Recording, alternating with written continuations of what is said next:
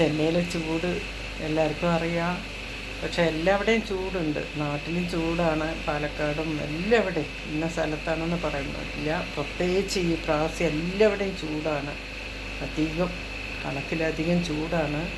പക്ഷേ വെച്ചുണ്ടാക്കണ്ടേ. 2 ദിവസം എൻ്റെ മകൻ ലീവായിട്ട് വീട്ടിലുള്ള സമയത്ത് അവന് പെട്ടെന്ന് അങ്ങനെ പുറത്ത് വന്നതാണ്.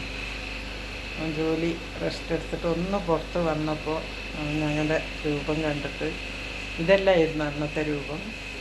ആകെ ചുട്ടു പൊള്ളി വെന്ത് ഹുരുകി ഇവിടേക്ക് അങ്ങനെ വേർത്ത് ഇതായിട്ട് വല്ല നനഞ്ഞ് പിണ്ടിയായിട്ടുണ്ടായി. അപ്പോൾ സാധാരണ എല്ലാവിടെയും ചൂടാണ്, ചെന്നൈയിൽ പ്രത്യേകിച്ച്. ഇപ്പോൾ പാലക്കാടും നാട് മൊത്തം ചൂടാണ്, ഇല്ലെന്ന് ഞാൻ പറയുന്നില്ല. പക്ഷേ എങ്കിലും ചെന്നൈയിൽ 40 ഉള്ളൂ, ഇവിടുത്തെ 42 ചില്ലറയുണ്ട്. പക്ഷെ അതിൻ്റെ ഉഷ്ണം അധികമാണ് കാണിക്കുന്നത്. പക്ഷെ എപ്പോഴും മോരും വെള്ളം, നാരങ്ങ വെള്ളം, മോര് കലക്കുക, കുടിക്കുക.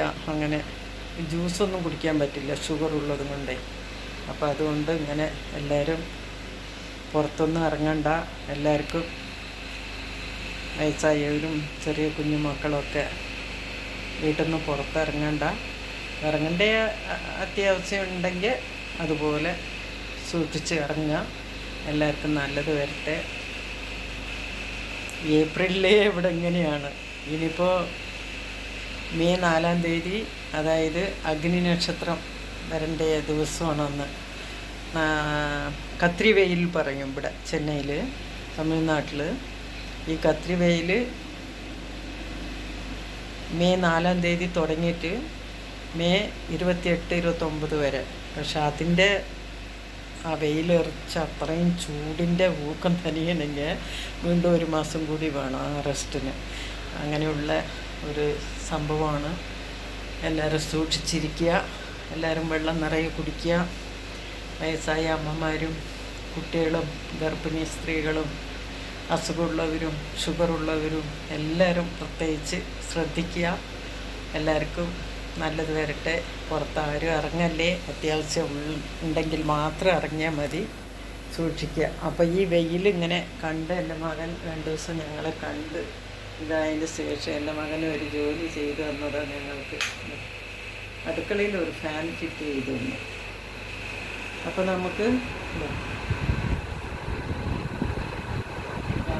എന്ത് രസം എന്താ.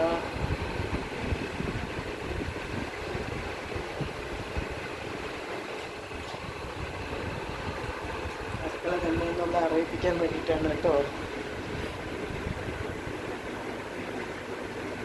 അടുക്കള തന്നെയാണ്.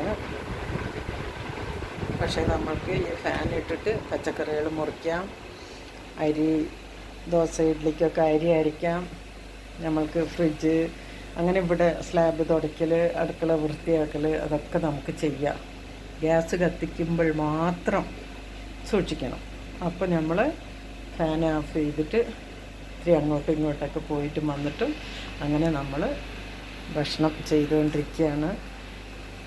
എല്ലാവരും സൂക്ഷിക്കണേ, കെയർഫുള്ളായിട്ടിരിക്കണേ. Take care.